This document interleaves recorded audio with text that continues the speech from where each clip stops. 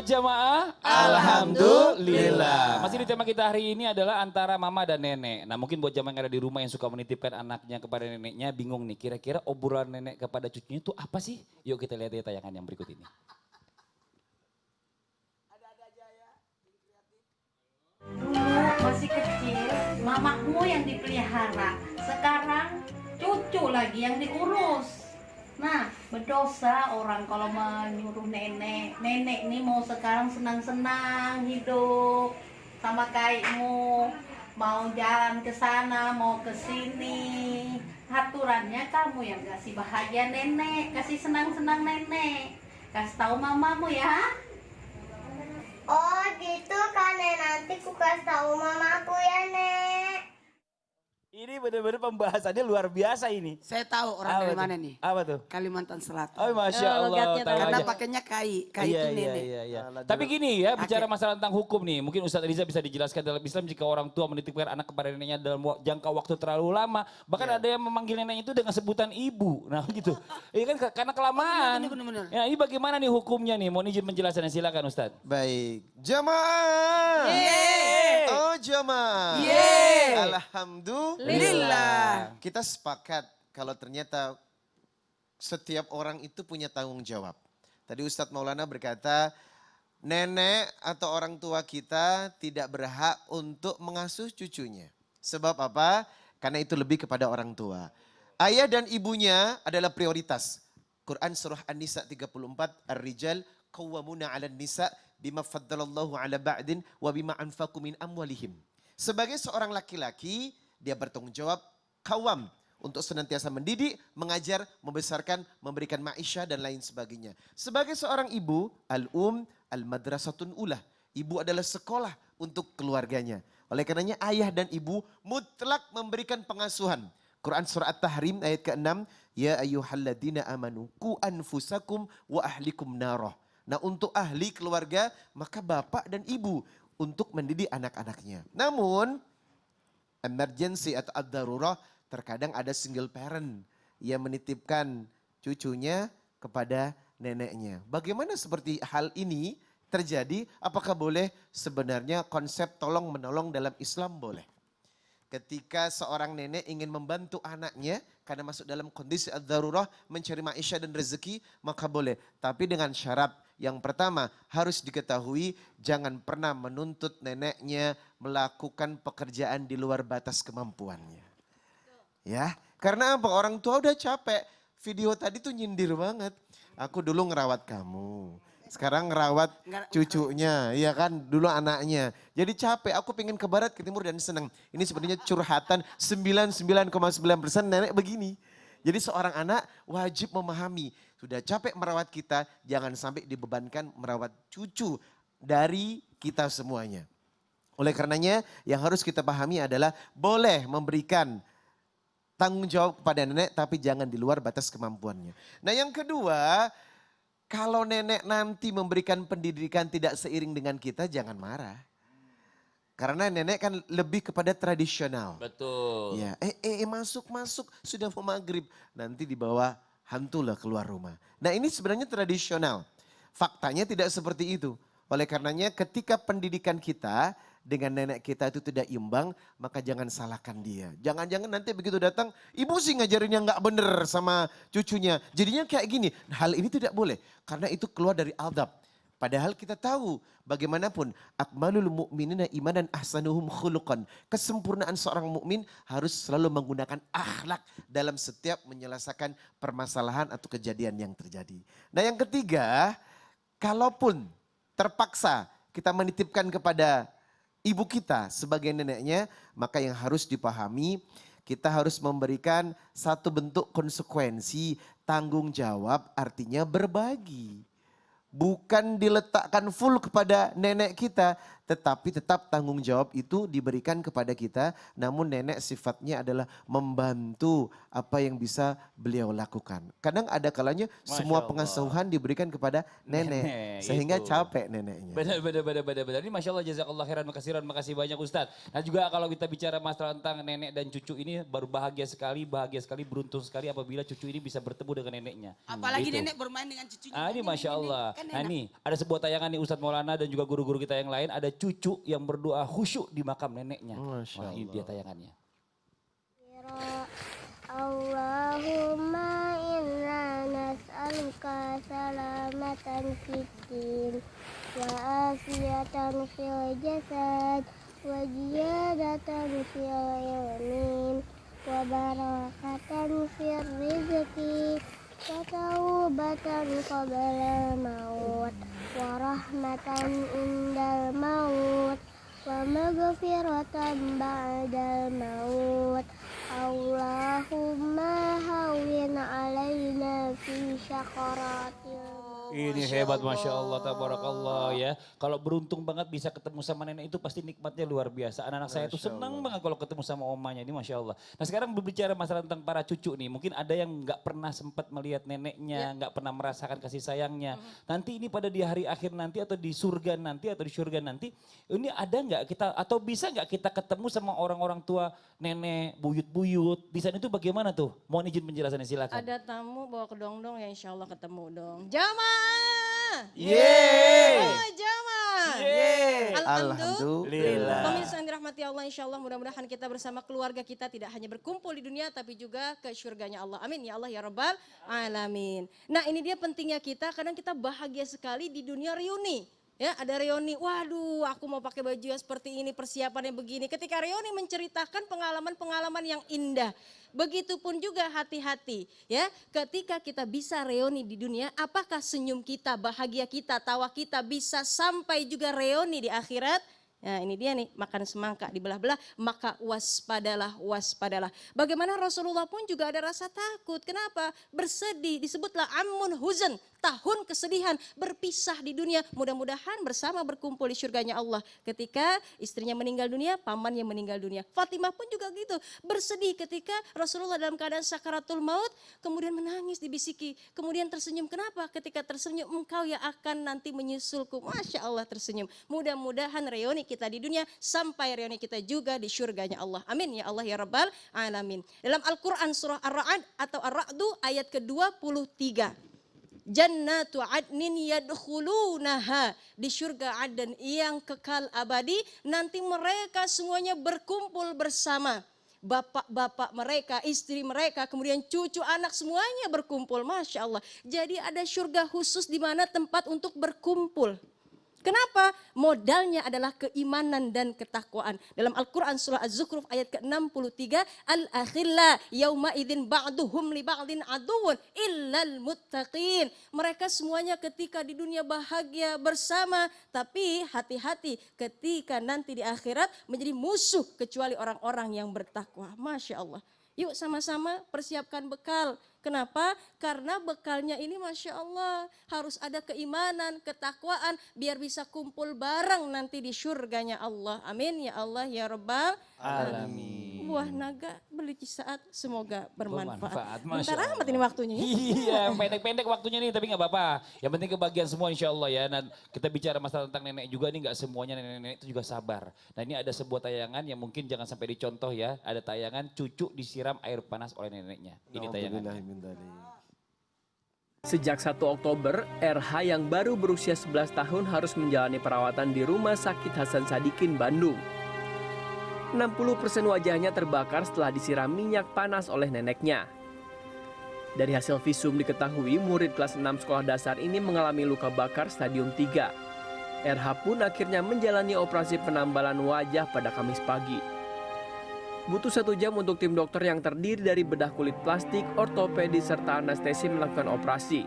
Petugas Rumah Sakit Hasan Sadikin memastikan kondisi RH semakin membaik setelah mengalami pertumbuhan. Ya ini Masya Allah ya, kalau bilang masalah nenek-nenek ini juga harus belajar. Kalau bilang melatih kesabaran mendidik cucunya yang kadang-kadang memang kadang-kadang cucunya ini kalau orang bilang bangor banget gitu loh, dibilangnya ini susah. Nah, ini bagaimana Ustadz Maulana mungkin bisa menyikapinya atau mungkin ada prakteknya, silakan Ustadz. Mau Saya tafadhol. singkat aja ya, saya mau praktek, 3 praktek. Boleh. Banyak banget kan? Banyak itu. Kita main yuk. Takutnya waktunya nggak cukup, ayo kita main. Cukup lah. Iya, iya, iya. Akbar sini dong. Akbar sini Bar. Ustazah Lulu, Iya, saya kasih nih. Sini, Akbarnya sini. Apa itu Ini benang? nih, maaf. Jarum. Nah ya. Iya. Maaf, Ustaz Risa pegang ini. Kok nggak dikasih? Ntar aja. Oh ntar ya. Gini, kalau Ustazah Lulu, saya mau tanya Mas Padli. Iya. Mas Padli, apa yang biasa Mas Padli lakukan sama nenek? Paling sering dilakukan? Paling sering dilakukan nenek ngaji saya bacain, takutnya kalau ada yang salah ya saya suruh betulin gitu. Ada yang paling simpel, nenek itu paling suka ngejahit. Oh. Tapi repotnya itu kalau memasukkan benang. Oh, iya Silakan nenek. Oh gitu saya masukin. Jadi nenek ceritanya. Nanti Mas Padli masukin. Jadi cucu. Oh, di cucu. Cakep ente. Aduh, Neneknya. cucunya untung pakai kacamata. apa-apa, Iya, iya, iya, iya, iya, iya. Mulai ya. Ya silakan. Masukin. Tolong masukin benang ya. Nanti nggak bisa. Ya Allah, Nek. Dimasukin. Iya bentar ya, Nek, masukin dulu benangnya. Cepetan jangan lama-lama. Ya itu. Ini simpel kegiatan ini, kegiatan kedekatan. Saya tuh alhamdulillah kan tinggal nenek saya tinggal di rumah saya, dengan ibu saya. Jadi kegiatan yang paling saya suka adalah memasukkan benang di jarum nenek. Ya, Mantap, menjahit. Masya Allah. Nek, ini udah masuk, Nek. Jangan Mana dilepas, nenek jangan kali? dilepas lagi. Nek. Jangan dilepas praktek lagi. kedua. Tuh. Ini, jadi Saserisa maaf jadi kakek ya. Oh jadi kakek ya Allah. Bisa sepatunya dilepas? Sini, yuk sini. Ini cucunya suruh jadi tukang sol. Bukan. Oh, bukan ya terus. Nih buat saya kalau saya kan alhamdulillah suka tuntun nenek saya kalau Iya, ke iya, masjid iya. sholat berjamaah. Ada kegiatan yang paling mudah kita lakukan. Nih, tapi nenek saya satu kegiatan yang saya tidak suka. Apa tuh? Kalau sholat subuh aku udah dibangunin. Kenapa? Dianggap saya masih kecil. Sampai sekarang sih masih kecil. Teknik saya kalau nenek saya tidur, buka sendalnya saya. Kalau nenek saya tidur, kakinya nenek saya ikat ibu jarinya pakai benang. Oh. Kakinya mana? Kaki saya. Iya. Oh Masya Allah. Iya. Kaki saya masuk TV. Iya. Diikat. Jadi coba Akbar yang ikat. Akbar ikat kakinya neneknya, silakan. Lalu Kakek dong. Iya kakek. Akbar. Di Makassar laki-laki sama, juga. Nenek semua. Nenek semua kalau di Makassar. Langsung diikat Mak Saga. Nenek saya namanya Mak Saga. Jadi aku tidur di dalam keadaan tidur. Ceritanya tidur. Oh, Baru lagi tidur. jadi kalau nenek saya tidur, kalau tidur malam aku ikat kakinya sama kaki saya. Silakan ikat juga kakinya. Sama kaki cucunya. Sama kaki ke cucu agak jauhan. Nah ini Iya. sampai selesai acara nih. Belum. Diikat. Kenapa? Apa tujuannya? Jadi kalau nenek saya bangun salat subuh, saya juga ikut bangun. Karena pasti Ada resikonya. Apa? Kalau neneknya bangun mau pipis. Itu masalahnya. Kadang-kadang kalau nenek saya bangun jam 1, aku ikut bangun. Siapin gunting ya. Tapi masih ada praktek 1. Apa lagi tuh? Udah habis. Udah ya apaan? Singkat aja. Ini sarung. Ya. Nih nenek saya ngajarin aku pakai sarung. Ya. Mau tahu caranya pakai sarung? Ya, Nggak mau ada. dong. Masih ada waktu enggak? Masih. Singkat jelas padat. Cepat aja cepat. Ayo, coba kita balik ke tempat masing-masing ya. Oke, apa gimana caranya Ustadz? Oh ya Allah jauh amat. Bentar. Oke. Ya, gimana caranya? Akbar ya. Cara pakai sarung yang benar adalah ini. Mohon izin. Jadi jangan dari bawah ke atas, tapi dari atas ke bawah. Oh, saya dari bawah ke atas. Takut kotor. Oh iya benar juga ya. Iya. Ini nenek-nenek jago loh. Iya. Terus. Angkat tangan. Ya. Angkat tangan. Nggak usah pakai mic. Ya, terus? Wah, Ya, ribet repot banget. nenek ini. Nah, Iya terus? jadi ingat, sarungnya itu jahitannya di tengah. Ah. Jahitannya di tengah, kemudian untuk warna gelapnya itu pas belakang ya. Jadi gitu. Aku diajarin gitu. Silakan. Udah Tahan pakai. tengah. Dah. Susah ya. Anggap Aku aja. selesai lah ya. Anggap selesai. Tolong. Copot lagi. Aku aja ya. 20 detik, ya Allah. Lagian sih neneknya lama banget nih pakai sarung doang. Ya pakai sendiri aja, pakai Kalau sendiri. pakai sarung laki-laki, Ya. ini gini caranya. Oh ini. Nah, udah langsung dipakai deh. Ya. Udah. Kalau perempuan beda. Tahu juga cara pakai perempuan ya. Ih, bener nih. Ala bugis. Ini kalau jadi kakek-kakek ini kakek-kakek yang udah gaul nih, semuanya tahu. Nah, sudah. Udah. Aku belum ceramah Pak, tahu. maaf, Pak, Aku waktunya belum udah habis. ceramah. Nanti kita lanjut lagi di lain waktu. Kan Makasih aku ada banyak. ceramahnya. Iya udah, itu Baru anggap aja praktek itu ceramah. Tepuk tangan dong Ustaz Maulana. Masya Allah. Masya Allah, jazakallah khairan Terima kasiran. kasih. Boleh balik lagi Akbar, silakan Akbar, nggak apa-apa. Nah sekarang waktunya kita menghubungi jamaah juga nih yang udah nungguin. Karena mau curhat online ya, udah nungguin di rumah. Aku mau Yang udah mengirimkan ceramah. pertanyaannya. Aku ada tausiahnya. Iya nanti tausiahnya pas lagi curhatan aja ya, kalau nggak pas lagi iklan. Ya, oke, kita coba berhubung dengan yang bersangkutan. Assalamualaikum, selamat pagi.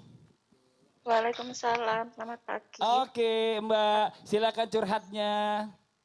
Ya, gini, assalamualaikum Ustazah. Waalaikumsalam warahmatullahi wabarakatuh. Gini Ustazah, saya kan punya suami, juga 2 orang anak. Iya, Suami saya itu sukanya judi. oke. Bahkan rumah sampai dijual. Terus Astagfirullah. sepeser pun saya enggak dikasih dari penjualan itu Ustadz. Terus dari penjualan itu dia pergi meninggalkan saya selama 6 bulan. Oke, Saya enggak sanggup, anak saya terpaksa saya taruh di rumah neneknya. iya.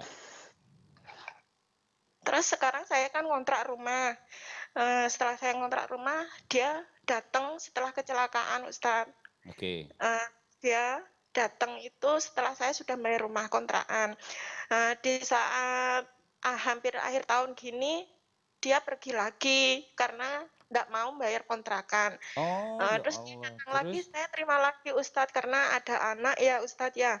anaknya berapa terus- Ibu? Anaknya berapa? 2. 2, oke. Umur paling besar?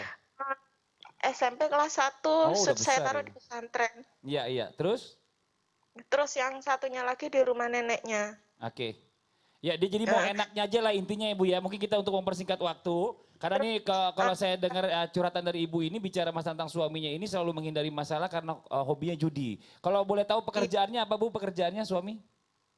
Pekerjaannya itu cuma sales. Oh sales, oke ya. Terus suka kabur kalau lagi ada tanggung jawab yang harus dibayar sama dia. Entah itu rumah atau apa. Ini rumah udah dijual buat judi. Setelah itu menghilang 6 bulan. Ini Ustazah Lulu mungkin Ibu gini ya. Sambil nanti Ibu curhat sambil ngobrol aja sama Ustazah Lulu. Ustazah Lulu ya bukan Ustazah Lulung ini. Silakan Ustazah Lulu, silakan penjelasannya. Terima Mohon izin. kasih ya.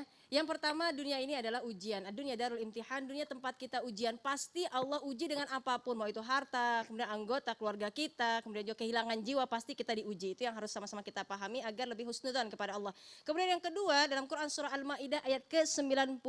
Bahwa yang dikatakan khamar, judi, berhala, kemudian mengadu nasib dengan anak panah. Ini adalah perbuatan syaitan. Harus benar-benar ibu nasihati suami dengan cara yang baik. Hunna libasulakum wa antum libasulahun. Artinya apa? Saling melengkapi satu dan yang lainnya, saling senantiasa menasehati. Bunda sudah coba untuk menasehati suami Bunda?